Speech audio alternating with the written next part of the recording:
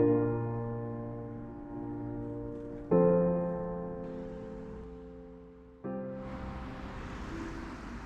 on the way to the World Health Organization. Here's the International School of Geneva.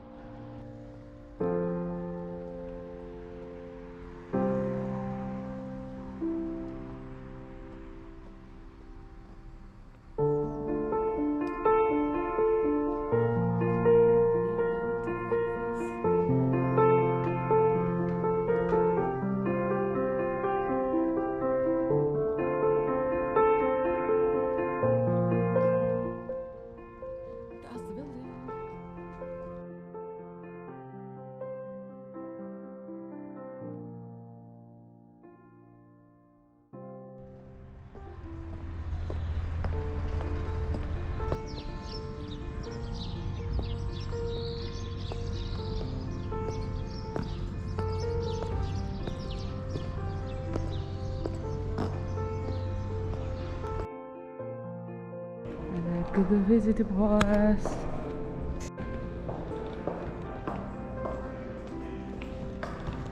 Hi, I'm inside the building.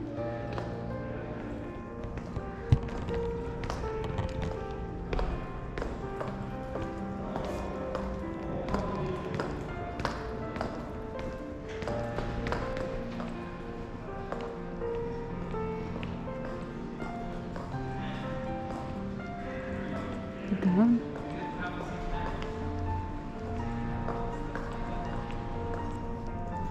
Need to go.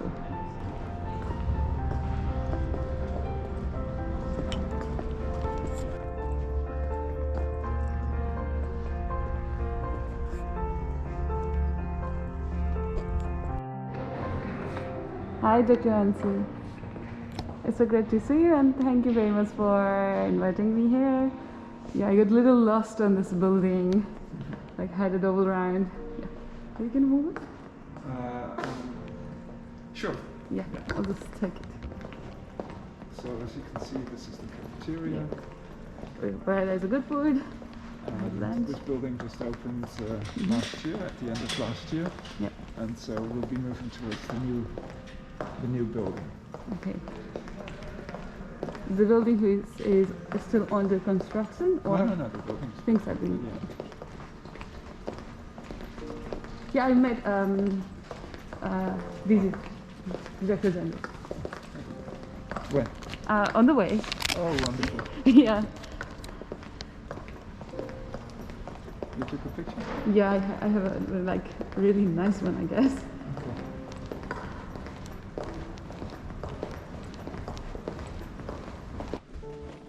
Oh, this is really nice.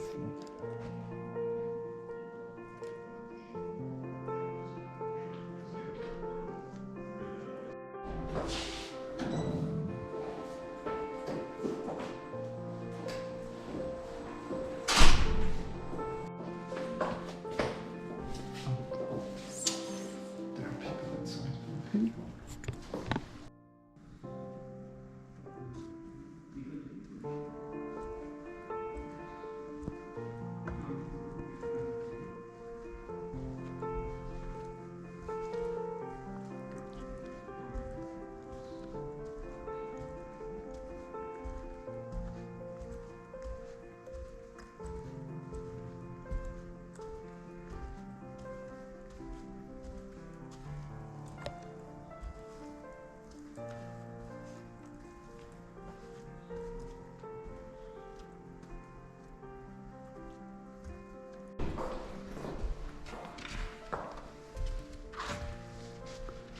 So this room is for. So they can open up this and then it becomes Oh, the bigger one. a bigger one, but this is now separated out. What is up there, that's for the translation. Oh, cool. Yeah, so you can see the numbers for the languages. So, that's it.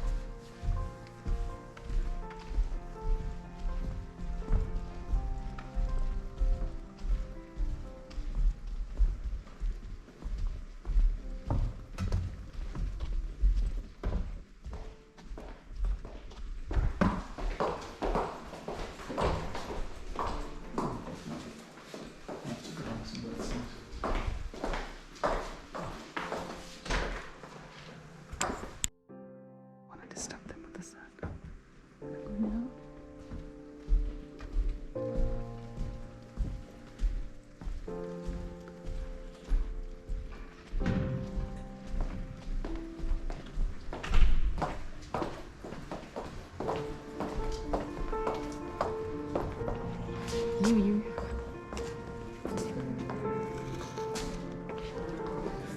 Not good. This one is good.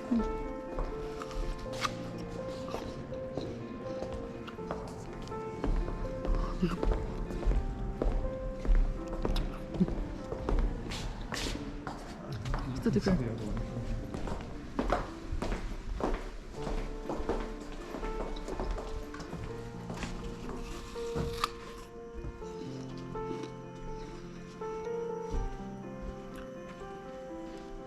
Also, sometimes this can be like 3 rooms together, like 4 rooms. 4 rooms can Is be that like 2? one. That's one. Yeah, they can be one. And they can change the layout of the room. Mhm. Here are the translation booths upstairs. Okay. Well, just like there.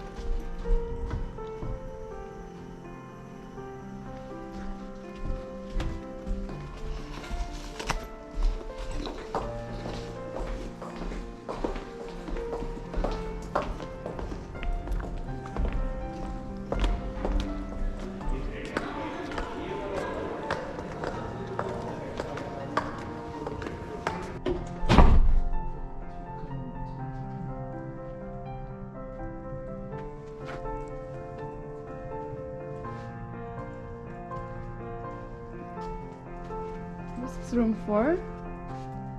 Like, These are the meeting rooms that Mhm. we have.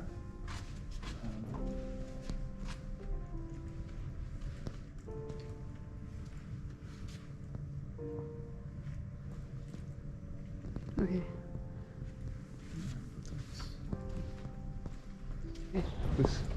This is the actual main building. Of WHO. Yeah, but it's of course under renovation now. So the entrance is still open, but the rest is all closed. Yeah, this is the background you have on your virtual background as Yes. well, this building. Yeah, exactly.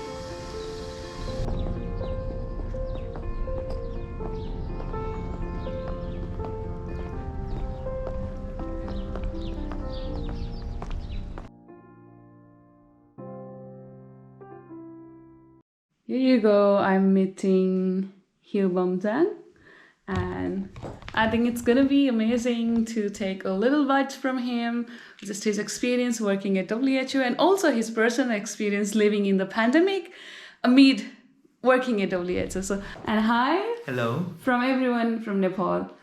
Hello. Nice to Hi. meet you. Can you just share that how was your experience or how is your experience ongoing living in the pandemic and also working on behalf of WHO? Yeah, thanks for the question. I just this WHO headquarters in Geneva, Switzerland, just before the pandemic Wow. started at Yeah. the end of 2019. So just after 2 or 3 months, the pandemic started and it came to Europe very quickly. Just before the pandemic, I had my first country mission to Rwanda Wow. as a WHO staff member in HQ. Mhm. I assumed that I might have contacted the COVID during Wow. my travel, Yeah. but They're nobody pretty knows. nervous. Oh Yeah. no, I'm getting So COVID. I was one of the very first Mhm. cohort of COVID patients Wow. in HQ. How was your experience for that? I started. Yeah, around that time, everything was pretty unclear. Even the WHO True. guidance was Yeah. not to recommend strongly to wear a mask. Yeah, true. So we didn't wear mask everywhere at the time.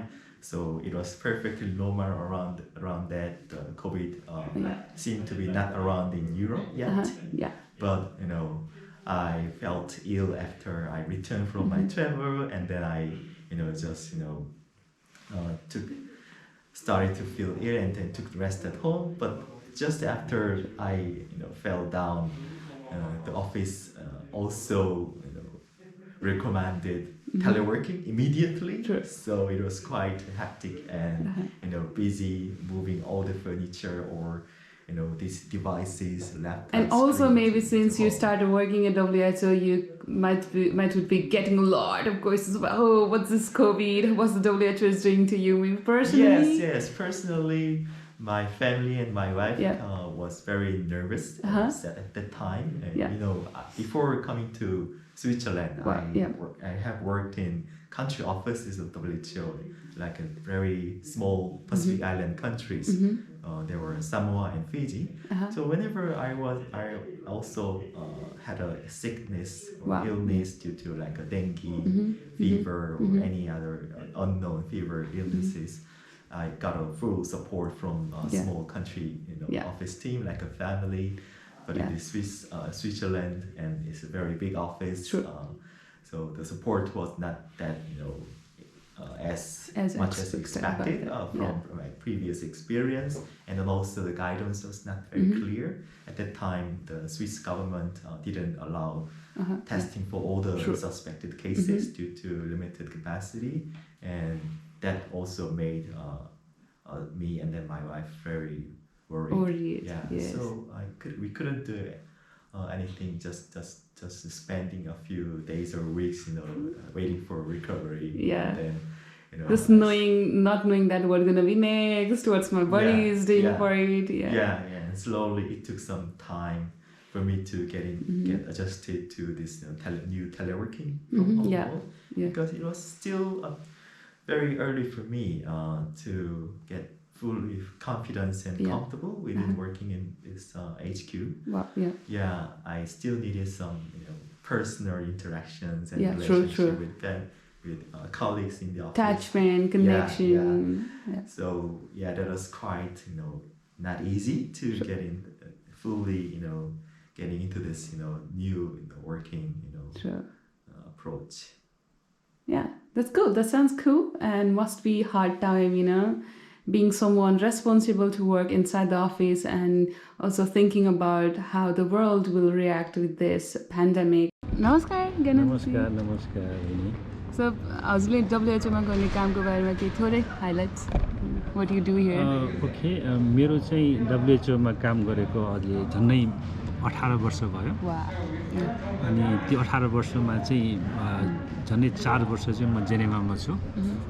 त्योभन्दा अगाडिको वर्षहरू चाहिँ मैले चाहिँ south एसिया नै बिताएँ. विशेष गरी India, Bangladesh, Myanmar, नेपालमा पनि केही समय र यहाँ आउनुभन्दा अगाडि चाहिँ म इन्डोनेसियामा थिएँ 6 वर्ष. 6 years. 6 years, हैन. बट आई स्टार्टेड फ्रम इन्डियाबाट. इन्डियामा मैले धेरै बिताएँ. त्यहाँ चाहिँ यो may have heard about this polio eradication, I'm so involved. Rotary is in polio. Rotary was the big player, It was a Rotary's initiative. Rotary initiative. So, म चाहिँ इन्डियाबाट सुरु गरेँ WHO काम चाहिँ. Then I moved around, So finally I landed here, मैले के काम गर्छु भने चाहिँ मेरो काम चाहिँ it's like keep changing, Keep changing, Okay. Hi. Hello, my name is Mark van Ommeren. I lead the mental health unit in WHO in Geneva, and pleased to be here and speak a little bit with you. Yeah, it's so great to see you. Mental health is a very important topic. We're going to stop for a second. Yes. So mental health is not mental disorder, it's mental well-being, it's being able to cope with the stresses of life and to being able to function well in life. And mental health is undervalued widely, and there's a lot of underinvestment, but it's very important. It's important for public health because it's associated with a lot of suffering. It relates to human rights, it relates to development. So to improve mental health, what's really important is to have good policies, good plans, invest the workforce in mental health, making sure that health staff and social workers are trained in mental health, can support in mental health, to work together also with traditional resources like Dami Jankris. There is mental health. Of course, the determinants of mental health are really important. They're largely similar than health in general, but there's some specific ones like bullying, sudden loss of employment. Those are really high risks for mental health problems. Big area is suicide prevention. What's really important in suicide prevention in a country like Nepal is to not have access to highly hazardous pesticides, which can be used for ending one's life, but also responsible media reporting, supporting kids in school, and of course early interventions through the health system. Mental health of children and adolescents is particularly important because they have a life to live and they need to have a future. And what's very important is to have policies in place that make sure that the environment for children is safe. It's important to have take care of the carers, the parents, to make sure that they are well and take well care of their children. And of course, in school, there's a lot to be done in schools for mental health, like supporting the social and emotional learning, but also outside schools. It's important to consider mental health, like on the internet, to make sure that there's no bullying and to not be responsible in terms of the amount of screen time. And of course, and also mental health at work. There's much to be done to make sure that our workplaces are not a source of mental ill health. Mental health illness, yeah. Basically you have come here for something, and that's what's going to happen is going to happen. Worrying or sitting somewhere in the corner is not going to change. So I think, basically what you need to do is that you just simply close your eyes and say that the world is pure and everything is empty. Then, you are happy. But if you see, you continue to put thousands of things in your mind and then saying why this happened, why I want this answer, I want that answer, that's what brings you unhappiness. The other thing that brings unhappiness is about the materialistic society. When you want, Toyota, and then you want a BMW, then you want a Mercedes, then you want a 2-bedroom house, and then you have a 4-bedroom house, then you have a mansion, and that's what it gives you more stress and anxiety and unhappiness. Even if people are, living in a big house and then big bed, they are not able to sleep at night. Whereas our people in the village, right? Yeah, they are sleeping in mattress. They just super happy. They fall asleep within 5, 10 to 10 minutes, and they're super happy. So that's why I'm saying that happiness is basically linked to both what you can achieve in life, I think, at the same time also what you basically what you feel and how you really put yourself in in the world, saying okay, this is me. If you try to make things something everything from outside, saying oh, this is happened, I don't want to do this, I want this promotion, I want this, and of course you are not even happy. But okay, what I have right now is this, I'm happy. If I can get something, that's fine. If I cannot get, that's fine. It's destiny. And I said there are many people who have got better qualification and background than me and who are not in the position where I am today. But there are many useless people, that compared to me, I know who are in much better position than what I am here today. So then, there's no, I think, what you say, it's a relative term of basically where you are and what you have achieved. And when you say that you inspired and I inspired you, I say that this is something that, yes, I have done it, but I don't see myself that I have reached to that level. I could even go further. But, still I'm very happy where I am because I feel like, coming from Nepal in this situation, something that, I self-made, I think, I didn't have any godfather, godmother, right, is good. I think it's going to be very important that we learn from the pandemic and see what the lessons are. We need to document those lessons and use those lessons really to see how we can support preparedness for future planning for the pandemic, to make sure that in future we are better prepared to deal with these kind of shocks.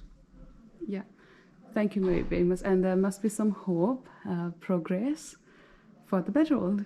Meeting is a very multi-talented and multitasking person, so I'm very happy that I hope that all youths of Nepal will be like you, so that Nepal can progress further.